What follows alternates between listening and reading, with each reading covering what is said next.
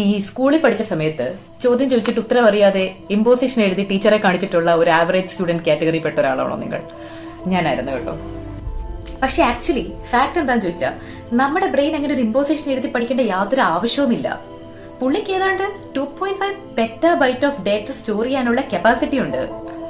ഈ 2.5 petabyte of data എന്ന് പറഞ്ഞു കഴിഞ്ഞാൽ ഒരു 3 മില്യൺ അവേഴ്സ് ഉള്ള ഒരു TV ഷോ ഫുള്ള് സ്റ്റോർ ചെയ്യാൻ നമ്മുടെ ബ്രെയിന് പറ്റും.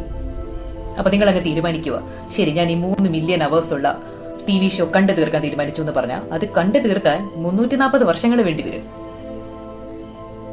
നമ്മുടെ ഇന്ത്യയിലെ ഏറ്റവും പാടുള്ള എക്സാം ആണല്ലോ UPSC സിവിൽ സർവീസ്. അതിന്റെ സിലബസ് എന്ന് പറയുന്നത് നമുക്ക് പഠിച്ചു തീർക്കാൻ നമ്മുടെ ബ്രെയിന്റെ ഒരു 0.01% മതി തിയററ്റിക്കലി.